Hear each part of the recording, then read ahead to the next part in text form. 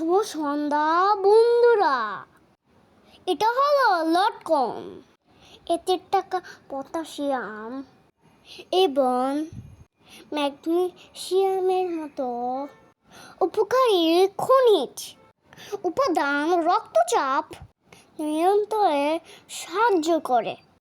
লটকনে থাকা amino acid ও enzyme দেহ গঠন, কোষের ক্ষয়পূরণ ও কোষকলার সুস্থতায় সাহায্য করে। লটকন খেলে বমিভাব দূর হয় এবং এটি মানসিক অবসাদ দূর করতে সক্ষম। ভিটামিন ও খনিজে ভরপুর এই ফলটি রক্তের শর্করা নিয়ন্ত্রণে সাহায্য করে। আজকে যাই।